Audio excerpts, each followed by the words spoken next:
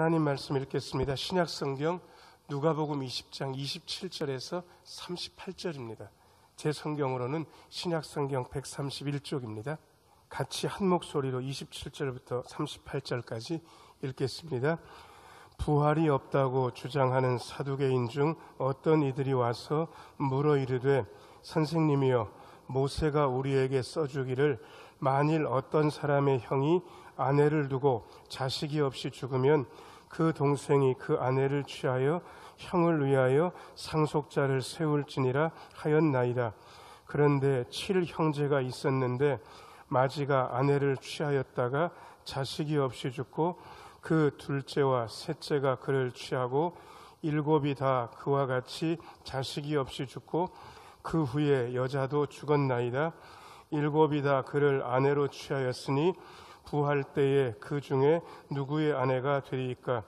예수께서 이르시되 이 세상의 자녀들은 장가도 가고 시집도 가되 저 세상과 및 죽은 자 가운데서 부활함을 얻기에 합당히 여김을 받은 자들은 장가가고 시집가는 일이 없으며 그들은 다시 죽을 수도 없나니 이는 천사와 동등이요 부활의 자녀로서 하나님의 자녀임이라. 죽은 자가 살아난다는 것은 모세도 가시나무 떨기에 관한 글에서 주를 아브라함의 하나님이요 이삭의 하나님이요 야곱의 하나님이시라 칭하였나니 하나님은 죽은 자의 하나님이 아니요 살아있는 자의 하나님이시라. 하나님에게는 모든 사람이 살았느니라 하시니 아멘. 잠시 기도하고 하나님 말씀 듣습니다. 은혜로우신 주님, 이 시간 말씀하여 주옵소서. 주의 말씀이 거침없이 성도들의 심령 속으로 흐르게 하여 주옵소서. 그리하여 우리의 마음속에 하나님의 은혜가 가득하게 하여 주옵소서. 예수님 이름으로 기도하옵나이다. 아멘. 오늘 3부 예배 나오신 모든 분들 하나님의 은혜 가득하기를 축원합니다. 세상 살기 빡빡합니다. 이 말은 여러 가지 문제가 우리에게 있다 같은 뜻입니다. 세상은 고통스럽다, 이 말도 같은 뜻입니다. 그래서 우리 모두가 기도하면서 어려운 문제들을 이겨나가고 있지만 문제들은 기도하는 것과 상관없이 계속해서 우리에게 닥칩니다. 그냥 편안하게 말씀드리면 질병의 문제가 우리에게 있습니다. 그리고 자녀들의 문제도 있습니다. 시집장가 보내놓으면 다 끝났다고 생각하지만 오산입니다. 그 뒤로도 문제는 많습니다. 그리고 재정적인 문제가 생깁니다. 나는 좋은 사람인데, 그리고 그렇게 잘못한 거 없는 것 같은데 사람들하고 관계가 틀어지고, 그리고 어떤 사람들이 나에 대해서 수근거리면서 전혀 엉뚱한 얘기를 하는 것 보면 힘들기도 하고 괴롭기도 합니다. 결정을 내리는 일들은 언제나 어렵습니다. 어떻게 결정을 내려야 좋은 결정일지 우리는 잘 모릅니다. 그래서 쉽지 않습니다. 이거는 요즘 식대로 표현한 것이고요. 다른 종교에 있는 분들은 이런 걸 이렇게 표현하더라고요. 생로병사가 다 고통이다. 태어나는 것 고통, 나이 드는 것 고통, 아픈 게 고통, 죽는 게 고통. 그리고 이런 고통도 있습니다. 애별리고라 그래가지고 진짜 사랑하는데 헤어져야만 되는 고통. 그 다음에 원증 회고, 이거는 꼴 보기 싫고 되게 미운 인간인데 자꾸 봐야만 되는 고통도 있습니다. 그리고 원하는 것들이 더디 이루어져서, 아니요, 원하는 것들을 얻을 수 없어서 고통스러운 일들도 있습니다. 그런데 이 모든 문제들 중에 뭐가 제일 크냐고 저한테 물으신다면 저는 당연히 죽음의 문제라고 말씀드리고 싶습니다. 저하고 나이가 비슷한 분이 속이 계속 쓰리기도 하고 묵직하게 기분 나쁘게 아픈 거예요. 그래서 병원 가가지고 얘기를 하고 선생님이 이것저것 물어보더니 내시경을 하신 적이 있냐고 그러니까 그런 거 안 해봤다고 그렇게 얘기를 하니까, 그러면 이번 기회에 한번 합시다. 그래가지고 다음 날 식사하지 말고 오라고 그래서 내시경을 했는데, 내시경을 하고 딱 보니까 의사 선생님 표정이 그냥 대수롭지 않은 거예요. 걱정 안 하셔도 될 것 같습니다. 역류성 식도염입니다. 그런 거예요. 역류성 식도염은 흔한 병입니까? 흔한 병입니까? 흔한 병. 그거는 우리나라 사람 100명이면 7, 80%는 앓고 있는 흔한 병. 그러니까 그것 가지고 괜히 고민하실 필요 없어요. 그냥 약 며칠 먹으면 낫습니다. 그런데 의사 선생 표정이 이상한 거예요. 뭐가 좀 있어서 뛰어서 조직 검사를 보냈는데 큰 병원 가셔야 될 것 같습니다. 이게 지금 위에 뭐가 생겼다는 얘기인지 아세요? 암이 생긴 거예요. 제 아는 분이 그 얘기를 처음 들었을 때요, 여기 심장이 이렇게 있는데 심장이요 쿵 하고 떨어지는 것 같더래요.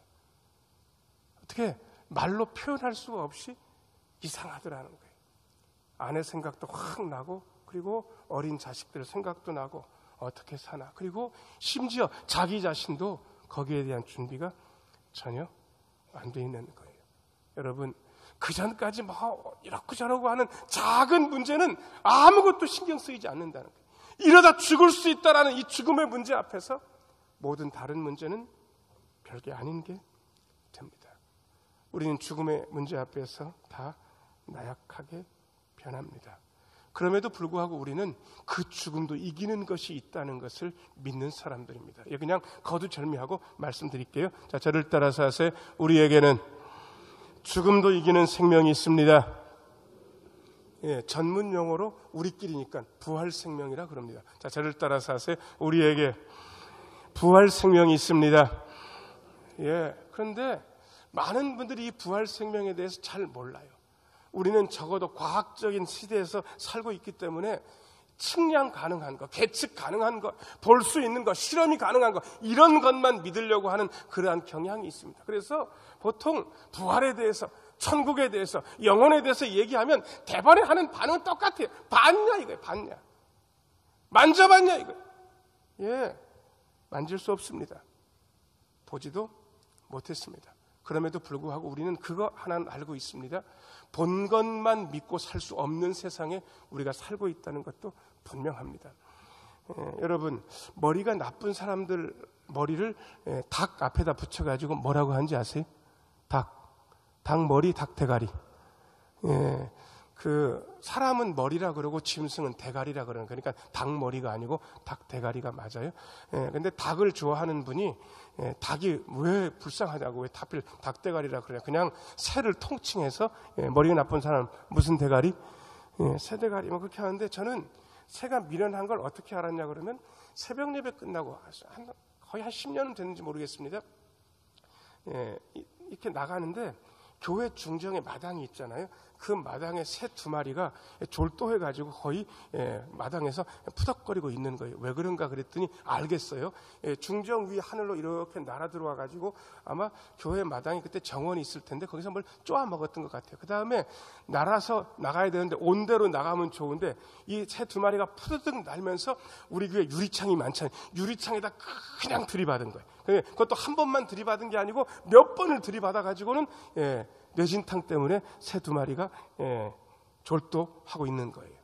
여러분, 왜 새가 유리창으로 돌진했습니까? 유리창이 새한테는 보여서 안 보여서? 안 보여서. 새들은 유리창, 새 눈에는 그게 안 보이는 거예요. 아니, 더 정확하게 이야기하면 눈에 안 보인다고, 없다고 생각했기 때문에 그 새가 졸도한 거예요. 그죠? 눈에 안 보여서 없다고 믿은 거죠. 아니, 적어도 눈에 안 보여도 몇 번 이렇게 한두 번 부딪히고 나면 안 보이긴 하지만 뭔가 있구나라고 생각했어야 되는데, 그놈의 새가 머리가 아니고 대가리이기 때문에 그걸 모르고 거기 부딪힌 거예요. 그거 아세요? 혹시 여러분 어머니가 여러분들을 낳으셨죠? 혹시 엄마가 자기를 낳을 때 엄마 뱃속에서 나오면서 이렇게 하고 엄마 얼굴 보고 태어나는 걸 보신 분 있으면 손 한번 들어보세요. 저도 저희 어머니가 저를 낳으셨는데 저희 어머니가 저를 낳는 걸 저는 못 봤습니다. 기억이 없습니다. 그래도요, 저희 어머니가 저를 낳으신 것을 의심 안 하고 지금까지 믿고 살고 있습니다. 눈에 보여서만 믿겠다. 아니요, 그런 거 없어요. 눈에 안 보여도 이 세상에 존재하는 게 얼마나 많은지 우리는 알고 있습니다.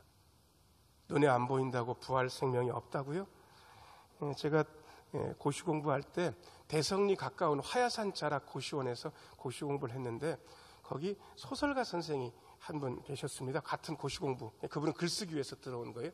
그래서 아침 식사하고 모여 앉아가지고 공부 시작하기 전에 이런저런 얘기를 하다가 기독교 얘기를 하게 됐고 예수님 얘기를 하게 됐고 예수님 얘기를 하니까 십자가와 무슨 얘기를 해야 됩니까? 부활 얘기를 딱 했는데 그분이 저를 눈 동그랗게 뜨면서 보면서 야, 승호야, 부활을 믿냐 그러는 거예요. 믿죠. 그럼 부활이 어떤 거니까 이 육신이 새로운 몸으로 다시 사는 거니까 피식 웃으면서 뭐라고 저한테 얘기해. 야, 너는 대학까지 공부해놓고 그런 걸 믿냐고. 그런 게 어디 있냐고. 봤어? 경험해봤어? 사랑하는 사람 얘기를 들어봤어? 뭐라고 얘기하는지 아세요? 틀린 얘기는 안 하더라고요. 예수 믿는 건 서로 사랑하는 거야. 예수님처럼. 부활 그런 거 없어. 쓸데없는 헛소리야. 여러분, 우린 이런 분위기에서 살고 있습니다. 세상에 나가보면 부활이 있다고 믿는 사람이 많겠습니까? 부활이 없다고 믿는 사람이 많겠습니까? 어느 쪽입니까? 없다고 믿는 사람들이 훨씬 많아요. 이게 사실은 오늘 본문에는 논쟁거리가 되는 거예요. 예수님께서 생애 마지막 일주일간의 기록은 복음서에 그야말로 거의 요일별로 정리가 돼서 잘 나와 있습니다. 예수님께서 주일날 입성하시고 월요일날 성전 청결 사건을 일으키신 것이요, 당국자들, 대제사장 그룹, 사두개인들에게는 그야말로 거슬리는 중에 진짜 거슬린 일이었습니다. 왜냐 그러면 이 사두개인들의 경제적 기반은 예루살렘 성전을 중심으로 재물 장사하는 데 있었거든요. 유대인의 모든 남자는 1년이면 3차례 성전에 와가지고 제사를 드리고 헌금을 드리게 돼 있습니다. 이게 법입니다. 모세의 율법. 어마어마한 디아스포라 유대인들이 6월절, 오순절, 초막절에 예루살렘 성전으로 모여들었습니다. 그 장사한 수입은 어마어마했습니다. 그리고 거기서 폭리를 취하고, 그리고 그야말로 재물 장사를 하면서 자기들을 배불리고 있었던 게 사두개인들인데, 예수님께서 세상에 월요일날 그 장사판을 다 뒤엎으시면서 내 집은 만민의 기도하는 집인데 너희들이 강도의 소굴로 만들었다고 그렇게 장사를 못하게 하셨습니다. 이권에 그야말로 정면으로 도전한 거예요. 여러분, 세상에서 많이 싸우죠. 명분 가지고 싸우는 것 같아요. 명분은 입에 발린 소리인 거예요. 사실 이야기하면 이권 때문에 싸우는 거예요. 왜 중국과 미국이 싸우는지 아세요? 명분, 아니 명분 그런 거 없어요. 이권 때문에 다투는 거예요. 눈에 보이지 않는 이권 때문에 그렇게 다투고 있습니다. 그러니까 이 사두개파 대제사장 그룹이 저놈 안 되겠다, 그렇지 않아도 죽일 생각을 가지고 있는데 공개적으로 망신도 주고 그 다음에 권력에 해서 죽여야 되겠다 그래가지고 화요일 날 되니까 대제사장 사두개파 바리새파 그룹들이요 아주 무리를 지어서 예수님께 와가지고 곤란한 질문을 합니다. 첫 번째 질문이 세금 문제였습니다. 선생님, 가이사에게 세금 바치는 게 옳습니까? 옳지 않습니까? 여러분, 이 말은 말이 안 되는 질문이에요. 왜냐 그러면 거기 있는 모든 사람들이 로마 황제 가이사한테 세금을 다 바치고 있었거든요. 세금 안 바치고 로마 제국에서는 살 수가 없어요. 로마 제국은 겉으로는 관용 정책을 펼쳤지만 적어도 세금 문제 있을 만큼은 아주 악랄한 제국이었습니다. 다 바쳐요. 그런데 물어보는 거예요. 대답하기 곤란합니다. 이거 바치라 그러면요, 당장 유대 민중들 앞에 예수님 매국노 되는 거예요. 그런데 바치지 말라 그러면 로마 당국에 고발하면 예수님은 그 자리에서 잡혀가는 거예요. 예수님께서 동전 하나 보여봐라. 누구의 형상이 거기 있느냐 물으시니까 가이사의 형상이 거기 있습니다. 예수님께서 기가 막힌 답을 하시는 거예요. 그래? 그러면 가이사의 것은 가이사에게, 하나님의 것은 하나님께 바치라. 기가 막힌 말씀을 하신 거예요. 자, 저를 따라서 하세요. 가이사의 것은 가이사에게, 하나님의 것은 하나님에게. 동전에 가이사의 형상이 새겨 있어서 로마 황제는 돈을 걷어간다면 하나님의 형상이 새겨져 있는 우리 자신을 주님 앞에 드려야 된다고 예수님께서 너무 분명하게 말씀을 하신 거예요. 대답할 수가 없을 정도로. 그런데 사두개인들이요, 그 다음 아주 골치 아픈 질문을 해왔습니다. 자, 1번 대지 좀 비춰줘 보세요. 1번 대지. 같이 한번 읽겠습니다. 시작. 부활이 없다고 믿고 부활이 없다고 주장하는 사람들. 27절 읽겠습니다. 27절 같이 한번 읽겠습니다. 시작.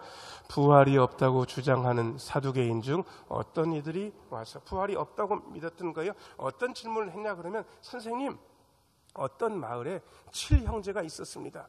그런데 이 마지가 어떤 여자랑 결혼을 해가지고 자식 없이 죽었습니다. 모세의 율법에 자식 없이 형이 죽으면 그 남동생이 형수랑 결혼해가지고 자식을 낳아주게 돼 있는데, 이 법대로 둘째가 형수랑 결혼했는데 자식 없이 죽었고, 셋째도 결혼했는데 자식 없이 죽었고, 이렇게 해가지고 7명이 전부 다 한 여자를 데리고 살아서 7명 모두가 나중에 자식 없이 죽었고, 나중에 최후에 그 여자도 죽었습니다. 근데 질문이 이런 거예요.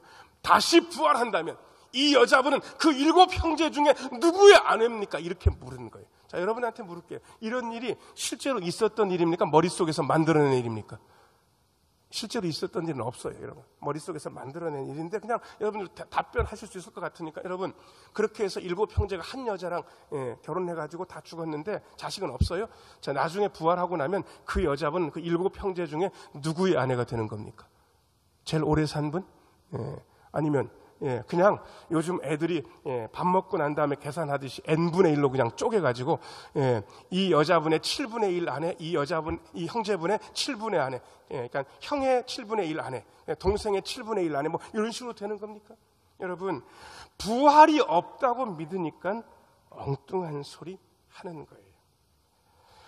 부활이 없다고 믿으니까 심판도 없다고 믿었어요. 부활이 없다고 믿으니까 영도 없다고 믿었던 거예요. 이렇게 믿고 사니까요, 세상 살면서 보이는 건 그야말로 딱 한 가지밖에 없어요.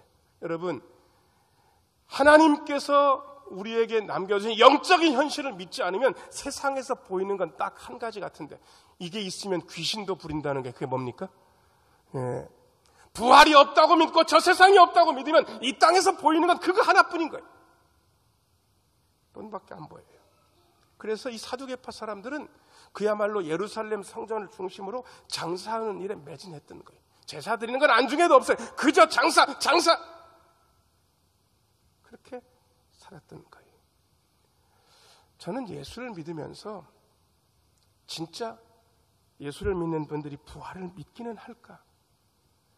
부활을 믿지 않게 되면 눈에 보이는 건 돈밖에 안 보입니다. 그래서 돈 버는 일에 골몰하면서 살아가게 됩니다. 아니, 돈 벌지 말라고 말씀드리는 게 아닙니다.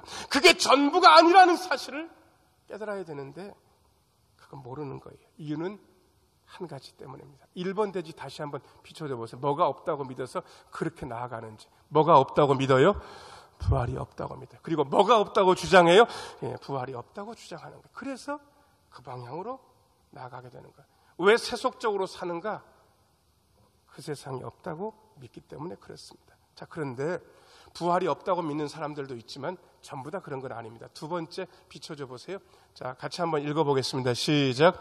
부활을 믿는 부활의 자녀, 하나님의 자녀. 자, 저를 따라서 하세요. 우리는 부활을 믿는 부활의 자녀, 하나님의 자녀입니다. 34절, 35절 읽겠습니다. 34절, 35절 화면 보면서 같이 읽겠습니다. 시작. 예수께서 이르시되 이 세상의 자녀들은 장가도 가고 시집도 가되, 35절요. 저 세상과 및 죽은 자 가운데서 부활함을 얻기에 합당히 여김을 받은 자들은 장가가고 시집가는 일이 없으며. 34절 다시 한번 비춰줘 보세요. 자, 이 세상의 자녀들은 뭐도 가고 뭐도 갑니까? 그러니까 장가가고 시집가는 게 죄가 아닙니까? 죄가 아닙니까?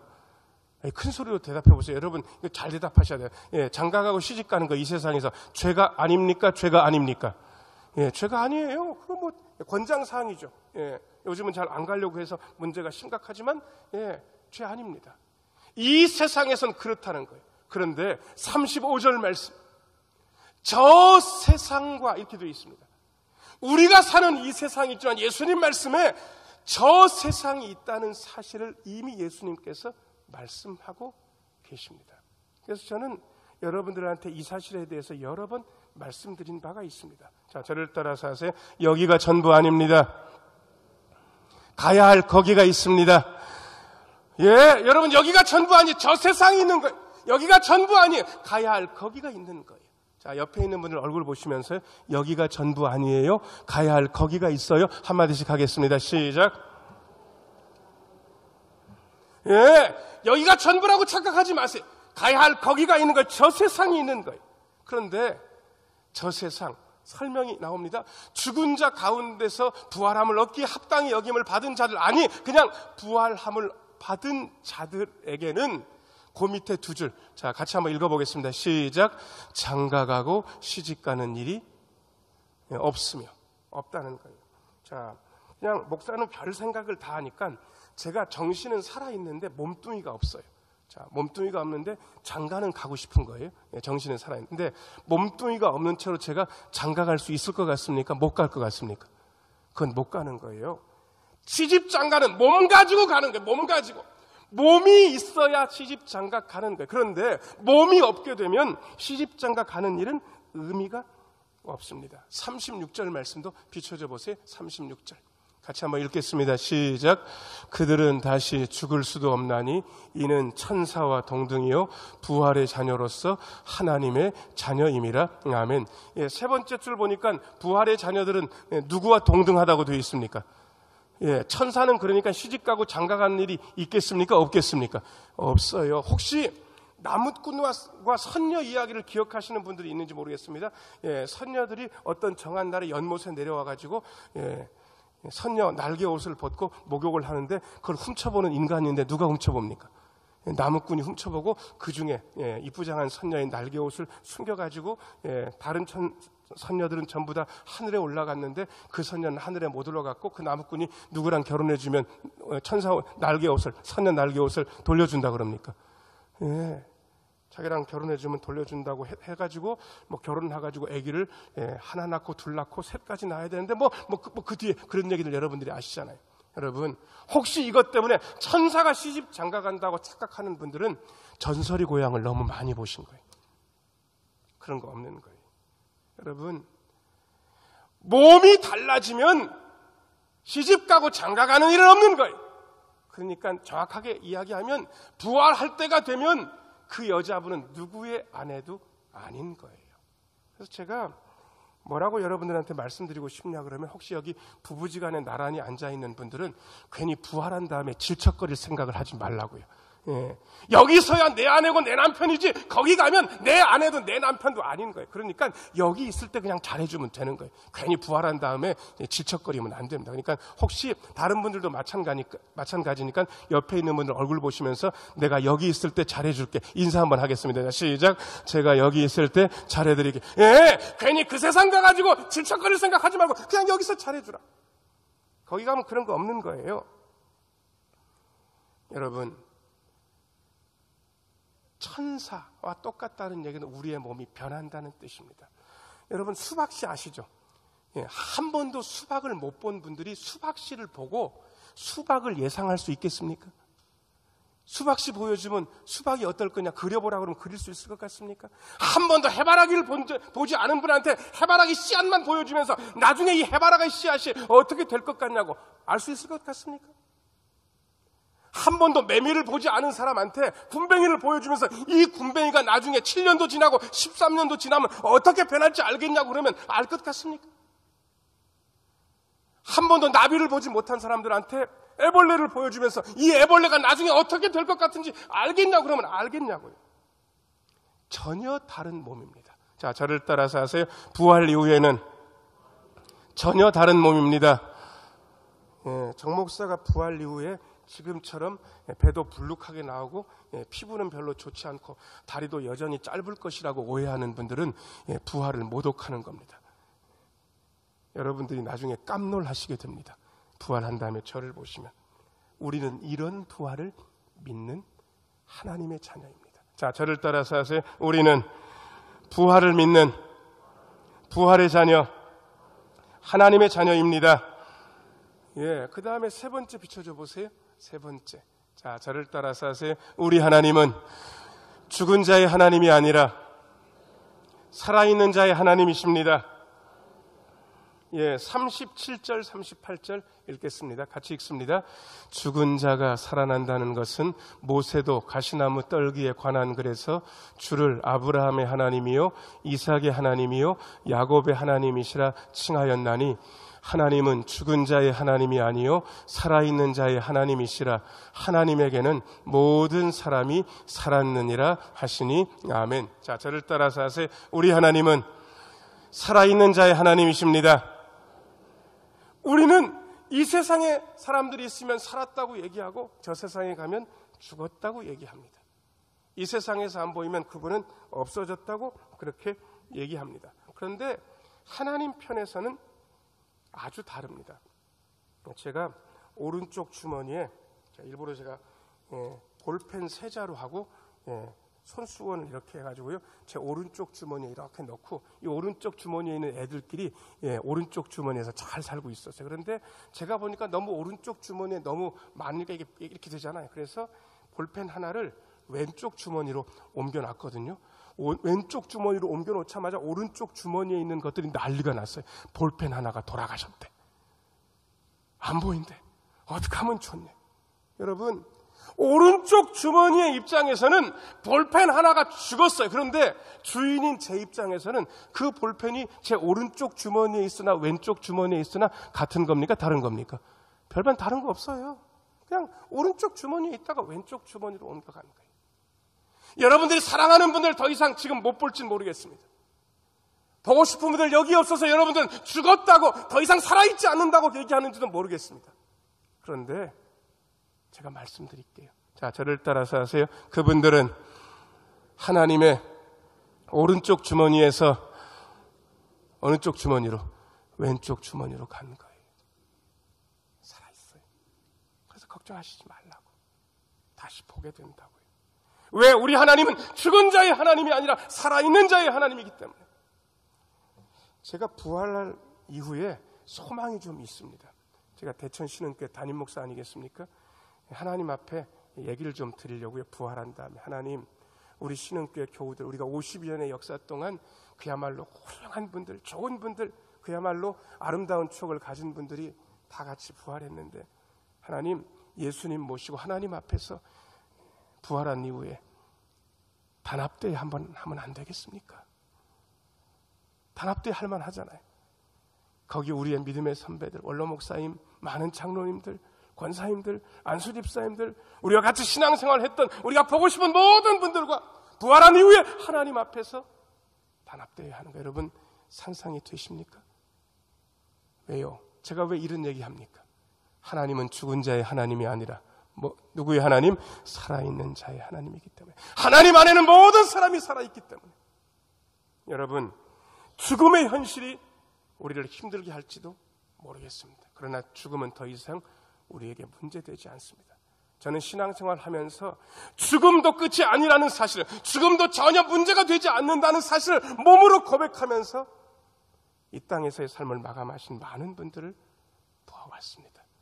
우리는 이 부활 생명 가지고 부활의 자녀로서 죽음을 이기는 하나님의 자녀입니다.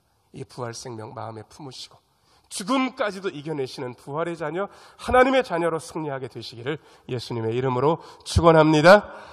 기도하겠습니다.